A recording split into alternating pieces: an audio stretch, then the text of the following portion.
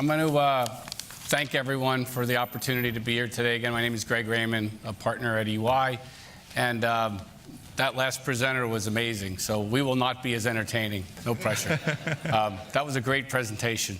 So, but today this session is going to be about the practicality, and I think bringing this down to real life events, real practical use cases, proof of concepts, and I'm going to have the panelists introduce themselves in a second. And again, what you just saw and reflecting on some of Kathy Besant's comments earlier this morning, I took a few notes and I'll ask the panel to try to take some of those things into account. So I think Kathy said a lot, which was amazing, but the one simple thing was, does AI unite us or divide us? And I think that really hit home to me in terms of thinking about, not only the practical use of the technology, but the ethical aspects of it. So I'm interested in how that plays in. AI is a practical example of how people need to evolve. So we talk a lot about digital transformation and having to transform our workforces. I don't know if that's a topic on today's session, but workforce transformation, how the work is changing. I think everybody from 10 years old to the end of their career and probably beyond needs to keep thinking about how do they need to evolve to keep up with the work, and then the whole learning every day and intellectual curiosity. So let me have the panelists introduce themselves. We've got a series of questions. We'll probably do the panel piece for maybe 20, 25 minutes, and then we'll do some Q&A and hopefully get some good questions. So Greg, I'll start with you. All right, thank you very much. My name is Greg Woolf, founder and CEO of coalesce.ai. I, too, am an immigrant. How many people here are immigrants to this country? Fine, wonderful country? Great. So I'm actually from South Africa, hence the accent, although people always confuse it with South America, so I think I kind of qualify as a Latino. And my background is, I think what's great about AI is I studied computer science, math, and linguistics, and then I went and studied business and got my entry point to the USA via that. But AI has made kind of math geeks like me cool, so I'm very grateful for that. And basically, I run a company in Boston, and we use AI to automate and improve risk and compliance in financial services firms.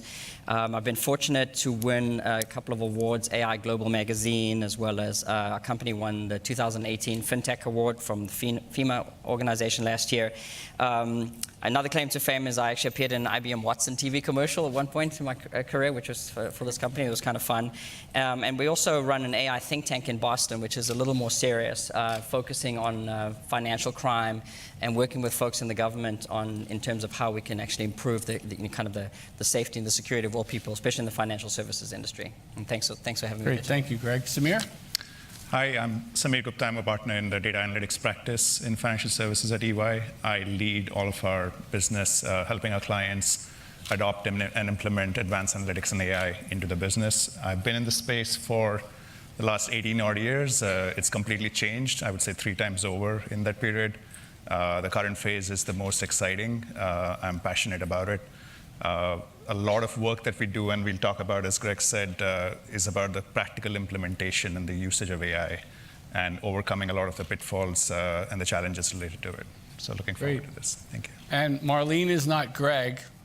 I'll break roles. So we had multiple representatives from Bank of America, Wells Fargo, Ally, to name a few.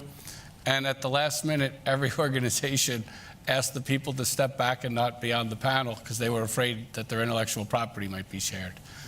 So you're stuck with some folks from EY who obviously won't break the confidentiality piece, but can share perspectives as it relates to what we're seeing across our client base. So we'll do our best. So Marlene? Good.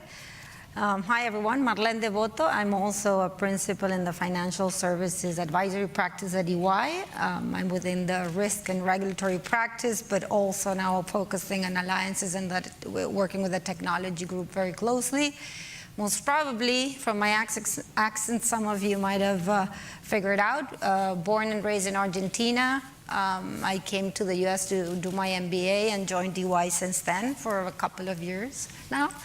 So again, I've worked in diverse markets, international markets, and even within my 15 plus years at EY, we'll talk a little bit about careers in adjusting and moving to different groups and continue to evolve and learn that's something Kathy said, is learning every day something new.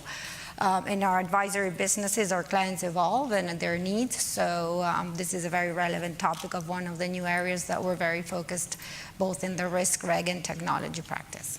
Great, thank you, Marlene. So we're going to... Sorry, one very important thing. I'm also leading with others that are here. Our Advanced Latino Executive, that's how we're partnered with high tech. So I'm passionate about it. I've been leading that at EY for a while with a lot of the members that you see here. So I'm happy to be here partnering with high tech and continue to work in progressing Hispanics in our workforce. Thank you. And thank you to Marlene. That's why we're all here with your leadership. So thank you. And mi esposa es colombiana. Mi es yes, gringo. sure. That's why he's member Mi of es our gringo. board. And I have 3 beautiful children. My wife's from Bogota, so that's my contribution. I contribute every day, 3 children. we're very inclusive. She was born in Estados Unidos, but my Colombian family is the most welcoming people in the world. So I am personally passionate about this event and all of what you stand for. So thank you for having me today, be part of your family. Okay, so Samir, practical 2-minute or less, what's AI? Okay, hard for me to beat the previous presentation there. Set a high bar. So very briefly, we think of AI as the combination of technology, algorithm, and the tools that surround them, user interfaces, workflows that help in making a task easier, more automated, and more effective. That's kind of the the summary definition. But if I can, I think the way I get asked this question a lot as to what AI is, and I always remember this tale about the elephant and 7 blind men. I don't know if you guys have heard of that. That it's about 7 blind men were asked as to what the elephant is, and they'd all touched the elephant, and one said it's a fan, another said it's a rope, another said it's a pillar. But the elephant is not any of those things and all of those things. And I think AI is quite a bit like that. It is a combination of many things and not any one of those things. Okay, excellent. So let me start, Greg, with yourself. How are you seeing companies tap into artificial intelligence and drive adoption within specifically financial services? Sure, I'll give you some concrete examples. And just to add to what Samir was saying, I think the other day I explained that we came up with the concept of how to describe it. And how many of you folks have used Excel? Right? Hopefully a lot of you. Great. I love this crowd. How many people have used an equals if statement in Excel? So to say, if something, thank you. Okay, so what you're doing there is you're programming Excel given a scenario. So equals if some condition, then if it's true, do this, and if it's false, do that. And I think we understand that's programming. It happens all day long. What AI does is it introduces a little bit of judgment. We can give the computer a bunch of examples and say, equals if this thing happens, and it doesn't have to be an exact match. So I'll give you an example. We're working with a global asset manager around email surveillance. And FINRA requires them to look for lexicon matches and look for keywords of potentially suspicious or unethical behavior. Like, for instance, in marketing communications, if an advisor says to their client, I guarantee you'll get this return, right? That's inappropriate communication. But if somebody says, I guarantee the sports team's going to win this weekend, that's completely appropriate. So where we've seen people use AI is actually not necessarily on automating the really challenging interpretive tasks, but actually more automating the simple tasks. So looking through thousands and thousands of emails and really reducing the false positives so the humans can focus on the more value-added tasks. Okay, excellent. Samir, let me ask another question to yourself. Then, Marlene, I think you have some good things to add. Mm-hmm. What are some of the most unique use cases that you've experienced with artificial intelligence? Yeah. Again, tied to the previous presentation, you kind of see AI being used across many applications, right? You saw the examples of the drone or Siri and the like. I obviously read a lot about this space, and sometimes there are catchy titles of, to some news article. Like, I saw one yesterday on when I was on my commute home, and it said AI is helping make pesto more delicious. And but setting that aside, in financial services, Obviously, AI or advanced analytics at least has been used quite a bit for a couple of decades now in making the traditional functions around risk and marketing more effective. What we are seeing now is a lot more expansion and adoption of AI in areas, in domain areas and use cases which were previously not using analytics whatsoever, right? So we see a lot of it in compliance function. Greg used some examples of that. We're seeing adoption of AI in just monitoring customer behavior, monitoring FA, advisor actions, advising service agent actions. We are seeing usage of it in the HR function. And we are helping our clients do this, but we're also using it ourselves. Like within EY, there are examples like that. We have very effectively used it for much more effective and efficient management of our performance evaluation and performance management process. So there's a lot of expansion of the places in which AI is being used. Yeah, maybe I can add in the risk and regulatory space as well. I think our clients are asking for a better experience for the business user. So for example, in the credit risk group, you have the risk officers that have to run their valuations and financial analysis. So one of the things they look at is efficiencies in the end-to-end process of a credit risk valuation. So for example, they're asking for how can we digitalize all that credit data they have to consume? So finding some OCR, optical character recognition way, where today, banks still have, paper memos in one hand, emails, different sources where the data sits, and they, talking with some of the CROs of the firms, it's like if we had a way of better aggregating the data, scanning it, that is 2 to 3 hours of efficiencies to our risk officers that could be actually doing work and delivering solutions to the businesses. That would improve the end-to-end efficiency of our process and ultimately of the businesses. And the risk space, there's also the risk function is looking at ways to automate and improve their capacity to help grow the first line. So they're looking at their own processes, limits breaching, how can they more effectively use AI in the specific, limits breaching, understanding the root cause so that can actually go back into effective tasks. I also would add that we continue, this is, I think, a journey for us and our clients, AI in general. We are doing a lot of, sessions where we continue to explore the ways AI can continue to move forward across the different groups in the organization. So I think it's still a journey in the, as we look at where AI stands and where it could be. As you said, it's been done for 10 years, but we continue to evolve in the ways we can implement it and practice it. Yeah, before I go to Greg with the next question, I work in 2 very large banks, and the number of use cases in operations are massive. Yeah. Collections, and this goes back to the workforce, the work's changing. So mortgages, lending, any kind of credit checks. And so you're not only seeing kind of the look at the whole customer, that whole end-to-end view of what was multiple processes, they're connecting those processes, and then they're looking at ways to use AI to both decrease the cost to deliver it and then improve the client experience. So I could just think of, actually, one of the clients is Bank of America, and just between their global markets and banking businesses and their consumer retail wealth businesses, there's probably over 100 use cases in play right now.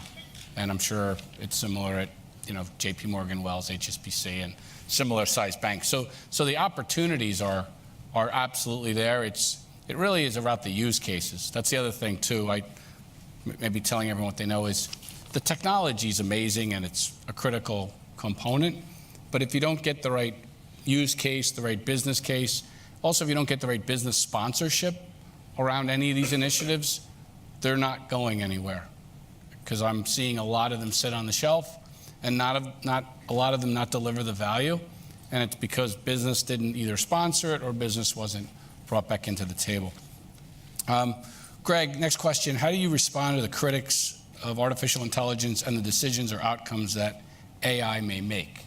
So the decisions that are being made from AI. How do you respond to the critics?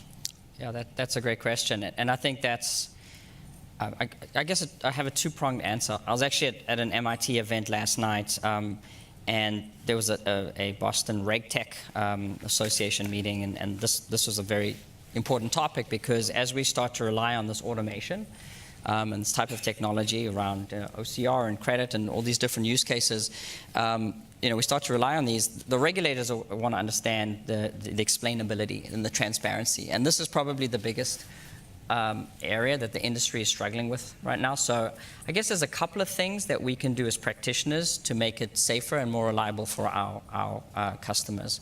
The first is there's different algorithms, like there's different horses for courses, right? So, as Marlene was saying, OCR is used in the credit in the credit reporting process. We're doing a project with a bank where we're taking data that they've taken via OCR, which is one step of AI, and taking it to the next level by looking for identity fraud. So they write off about 40 to 50% of their write-offs in their consumer loan origination is from fake identity. So basically fraudsters who were never there in the first place. And it's a real problem with the industry. But there's different algorithms along the way that kind of increase in sophistication. So choosing the right algorithm that has the right level of transparency in terms of how it works. So Carl showed us the deep learning neural network, which is really complex. No human being can actually understand the data behind that. Whereas there's other algorithms like deep forest, etc., which may actually provide more visibility. So I think choosing an algorithm.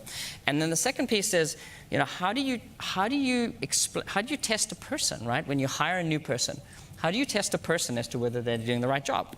What do? You put in a bunch of inputs and you train them, and you look at the outputs and you say, okay, you QA and you say, this is right and this is wrong, and you give them a feedback loop and you train them and they get better at it.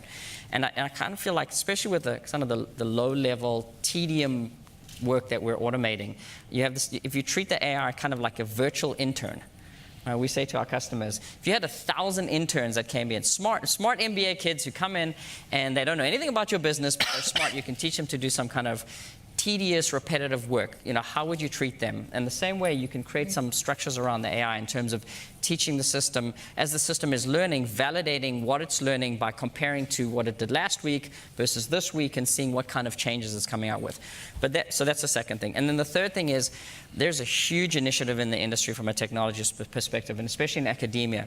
So Stephen Schwarzman of Blackstone, anybody ever heard of Blackstone, right? Just donated $65 million to create a new school of computer science at MIT, which is, I think, the first time they've created a new school since the 1960s. And the goal, one of the primary goals of the school is a AI fairness strategy, and that is around explainability and transparency, also lack of bias. So the brightest minds in the world right now are working on enhancing this technology so it becomes safer and more usable for everyone. That's great. Samir, anything? Yeah, I think Greg hit the last point, which is very critical, but I just want to emphasize on that a little more. Of all the fears and criticisms that are there about AI, bias is a big one, right? And I think of it as in two ways. One is that bias starts somewhere, right? So AI learns from data, or learns from a lot of data, and if the data is biased, then AI can become biased, right? AI is not inventing bias. So it's about how do you control that bias, and how do you become aware of it and manage AI just as you would manage any other technology, to not to propagate that bias. And I think that, especially in financial services, the mechanisms to manage and govern analytics have been very mature, very strong. I think they will continue to evolve to manage that. I don't see a huge risk that AI will be allowed to run amok. I like the intern example a lot. It's not like you're going to bring in an intern and day one make them the CEO. It's the same thing is going to apply to AI as well, that it's going to be rolled out in a very, very controlled and measured way, and I don't think the risk is. I think the risk is overstated. I'm going to go out on a limb here for a second and ask a question which we don't know the answer of. But when I was thinking about this question, when you talk about bias, obviously bias is an important thing, especially for anybody who's an immigrant and coming to a different type of culture, right? It's cultural. It's innate in any kind of new society, even in existing society. I'm wondering, the algorithm will learn based on training data. So training data is a set of examples that you give the computer and say, this is what fraud is and this is what fraud isn't, and then you give it thousands and millions of examples, and it creates a mathematical boundary behind the scenes. It's that little if-then statement with some probability, and then it's be able to then, you showed something new, and it says, well, it feels more like fraud versus not fraud, right? So that's how AI works. I'm wondering if the systems are learning bias from us, because where does the training data come from? It comes from us. I'm wondering if maybe AI actually is a way to create more objective scenarios, right? Can we enforce the training data that we put into these systems and create a structure that makes them, it's very deliberate about making sure that it's unbiased data, and have the algorithm learn and actually validate the human decisions and try to strip bias out of our native cultural decisions. So I don't know if that's possible. No, well, I think it is possible, and there is and we, from our vantage point, we see a lot of fintechs and investment in this space. Last week I was at a fintech event, and at least 3 firms there were in the business of making AI more transparent. That was the objective, right? So certainly there is a technology investment in it as well. And if I look back at when it was not called AI, but when you think about the entire fair lending infrastructure in this country, right, and a lot of 99.9% of credit decisioning happens through an algorithm. If that decisioning was happening through human judgment, would we have been able to put the kind of controls we have today to make sure that fair lending policies and processes are followed? Probably not, right? So it does have the potential to propagate a bias if you don't control it, but at the same time, AI has the capacity to make things more transparent than they would otherwise be in human-driven. And more objective, potentially. More objective. Just to add another practical example, we see it in the risk and reg space and the work we do. Some of the AI procedures do bring transparency and traceability of data. So a lot of the focus that banks and institutions are trying to do is data traceability, understanding the reports, the data that is in there, what is in there, how to trace it back to make sure it's accurate, right? Because you can have all the AI and modeling on the world, but garbage in, garbage out. And some of the tools are providing that traceability and transparency and understanding better how they get their numbers and information to actually do better management decisions. So. Okay. I want to go to a different type of question. I'm going to go to the last question, then we'll open it up for some Q&A. So, Marlene, I'll start with you. How does AI demand in the market, how can it be leveraged to increase the professional opportunities for Hispanics, Latinos in the workplace? Yeah, that's a great question. I will step back and maybe share some data and studies that's been done. But I think that the story that Hispanics in the workforce in the last years is amazing and will continue to be so. EY partner with the Patterson Institute of International Economics, where they look at data, GDP data, work data. And basically it shows how the Hispanic community, the contribution has been amazing to the growth of the U.S. economy. So they show trends and show they had significant impact in the past 10 years, and they expect it to be in the next 20 to 30 years.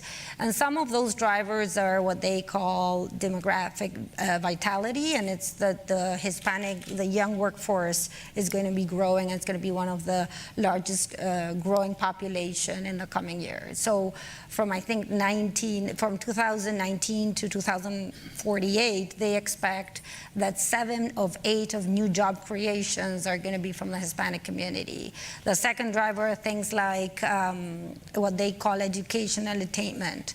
So now the Hispanic level of high college graduation is nearly 90%, is nearly to the level of the broader U.S. the U.S. population. There's 92.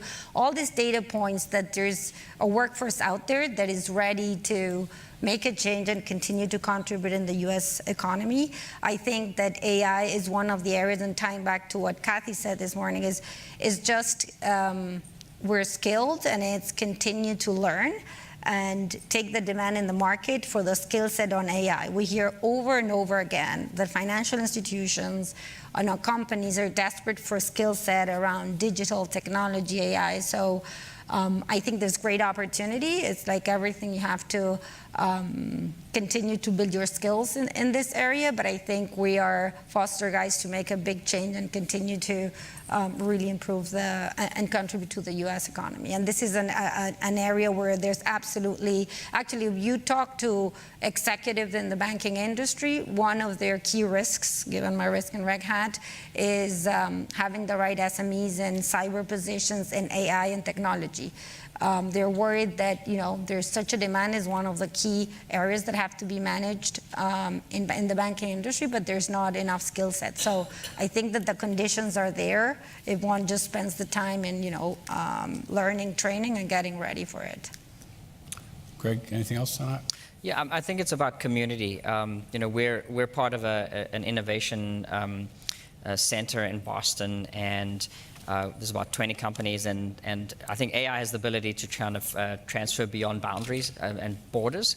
So a couple of the companies that are in our community are actually Latin American companies. There's a guy, Manrico Fiole, who runs a company called Hound Software, which is an RPA platform.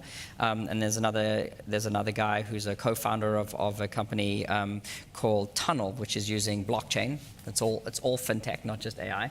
And they're using blockchain to kind of automate payments. And Alejandro is pretty interesting. He's one of the co-founders, but he's also the head of the Hispanic Legal Association in Massachusetts. So I think that the talent is being brought to the USA, and there's tremendous talent coming from all over the world, especially in Latin America. And I think AI has the ability to kind of transform across boundaries. That's great. Yeah. So you'll hear more from the panelists during the Q&A, but maybe we can open it up to the audience for, again, questions. You want to throw some practical applications at them? Jonathan? I'm supposed to wait for the microphone to come. So. Thanks, Mark. Good to see you, Greg. Good to see you as well. Thank you for having us. Thanks, guys. It's great to hear from all of you. The theme of our summit is leadership and emerging technologies. We've talked about AI, and that falls nicely into the emerging technologies side of our summit. You have a couple hundred leaders in the room, many of which manage large teams, large organizations. I think all of us are thinking about what can we be doing to ready our employees, ready our workforces for artificial intelligence. What are you guys seeing with respect to some of the companies, financial services, or really any company in the industry? Where are you seeing more success than not in readying the workforce, and what are some of the things that we see that are enabling that? Great question. Anybody want to start? I can start, and then please feel free to add. So there is, of course, unprecedented investment in this space, right, in terms of technology, big data environments, tools, and infrastructure. But I think in terms of readiness, the critical element is to kind of reduce the separation or the gap in knowledge between the data scientist and the business practitioner, right? And making both types of roles more aware of what the other needs, right, or how to function more effectively together. I work across several large clients, and I see many of them hiring from, and in financial services, hiring from Google and Facebook and the like, and bringing in luminaries in the AI space. And while that is good, right, it also requires kind of democratizing the knowledge of AI more broadly in the organization. And that has to do with the right organizational structure. It has to do with the messaging from the top in terms of what AI is and what it is not, busting some of the myths around or the perception that AI is all about eliminating jobs, because more often than 90% of the time it is not about eliminating jobs. It's about enriching the job and making the job more effective, right? So a lot of these things, they require the right messaging from the top, and they require the right organization structure, and those things are as important as large, 7, 8, 9-figure investments in data and technology. And this goes back to what I mentioned earlier about the business. So the companies that are embracing this, and I think are actually attracting and keeping the best technology talent, is bringing them closer to the business outcome. How is it affecting the client experience? How does it drive wallet share? Like what this morning, again, purpose.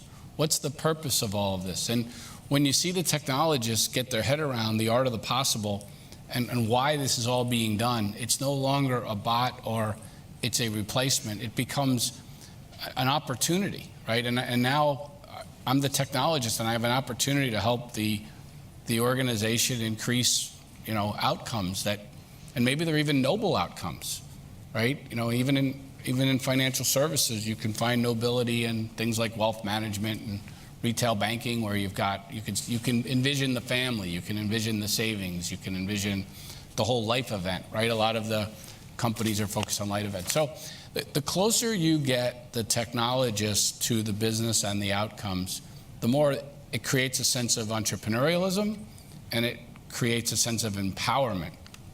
So you go from feeling disincented and losing control because some bot's going to take over your role, versus putting yourself in a position where you're driving the outcome. You're leveraging technology to drive an outcome. So that's where I see, whether it's the whole organization or a department within an organization, having a much more positive culture to embrace this versus fear it. Yeah, I can add to that.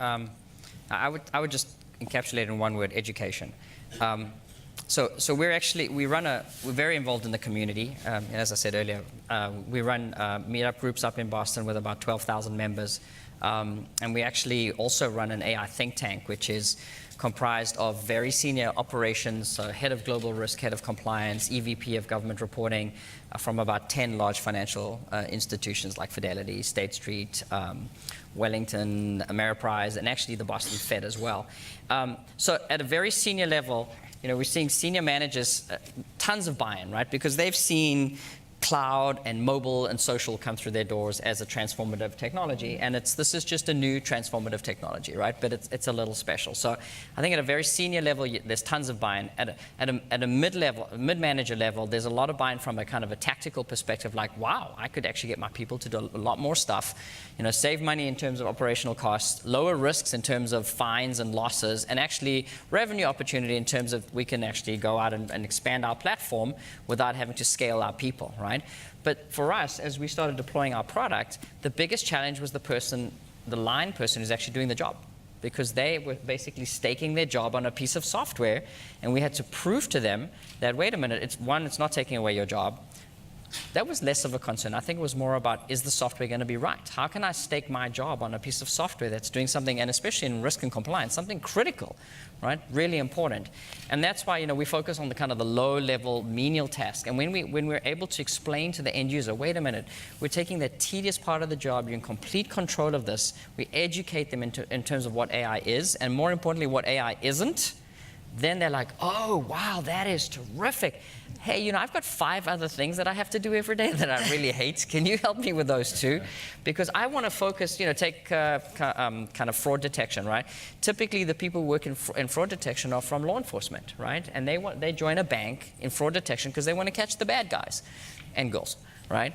And they don't want to sit and go through 100 transactions and flag 90 of them as no, false positive, false positive, false positive. Here's one I should look at, false positive.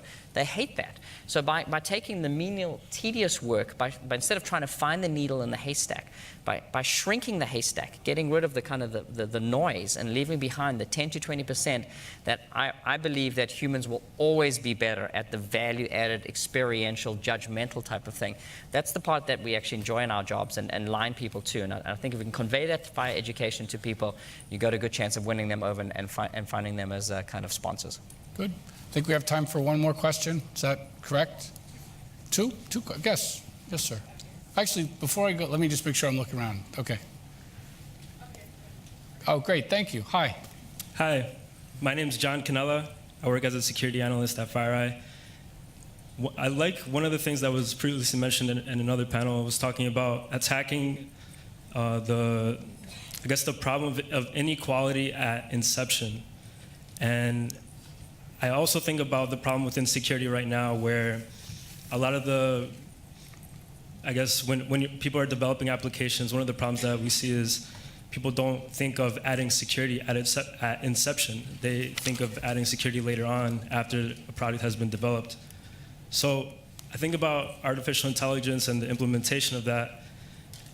What if do you think that it's possible to, at inception, give it a data set that it allows it to understand kindness, empathy, self-control, self-awareness, honesty, those type of human emotions at inception, not after learning all the math, all the other problems that AI is trying to solve. Can we, at inception, add the human element versus later on? And do you think that we could see AI being more human-like in that regard?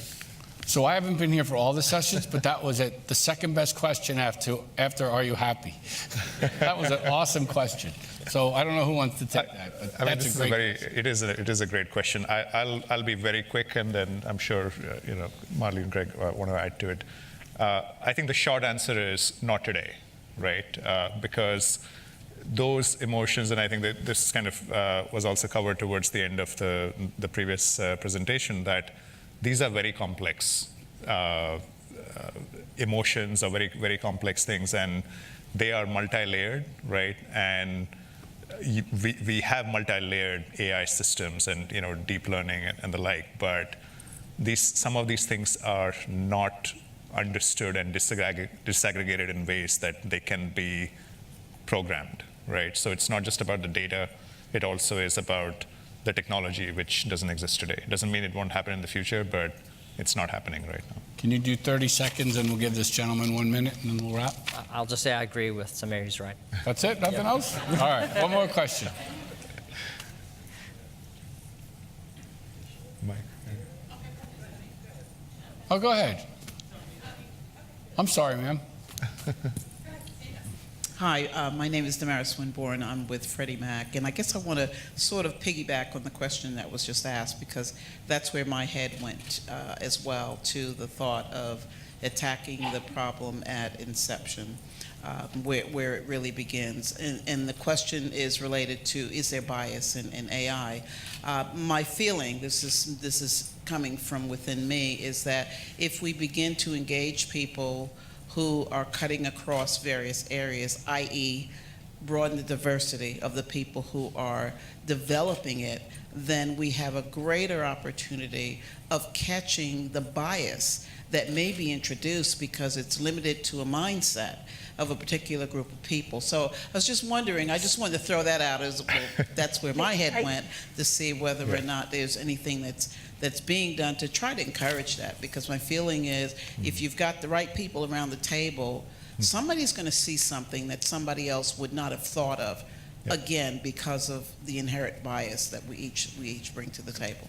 I'll just give one practical example around diversity of how we started thinking about AI, at least in UI. One of our discussions with the fintech is, they had amazing ideas on the technology, on the problem they were trying to solve. And we partnered with them in saying, hey, you should start thinking about some of the regulatory implications. If you're going to develop this software and going to be used by one of the biggest banks in the industry, I can guarantee you're going to have a lot of eyes and ears from your, internal audit of that bank, from regulators. So we started partnering, bringing that perspective around, look, as you build it, think about risk, compliance issues, data privacy, cyber, right to the inception. So conceptually, it was that idea, and they brought to us a lot of the pure digital AI concept as we're building these partnerships, but absolutely. So now when we go jointly sometimes to talk to clients, and we bring very different perspectives. But your point is simply brilliant, because think about within technology organizations how the HR and L&D functions are all trying to do a great job to bring diversity, to solve for the broader diversity. And maybe you've all thought of it, but if I'm coding and developing and I have my teams thinking about building all these bots and all of this robotics, I'm repeating what you said, but you're spot on. I mean, you should all challenge yourselves as technology leaders to, you should be going to HR and L&D and said, I'm not doing this for the math to work. I'm doing this for the outcome of the product we're going to create, because it'll be that's what you're saying, it's going to be a better product. So, I don't have a technology opinion on it, but you just opened my mind up to the fact that we do that at EY every day. We bring diversity of thinking, but it's mostly what she said. We'll bring diversity. Diversity matters in so many fronts, but I think what you just pointed out is diversity of thinking and development, and such that the output of that use case and that bot, in the case of AI, is going to better serve and be more noble and tie back to what that gentleman was saying. So, one tiny thing to add to that. People always ask, what's the futurist view? And I'm going to just say this quickly in time. I think in the future, our kids are going to have the opportunity to do degrees in machine ethics and philosophy.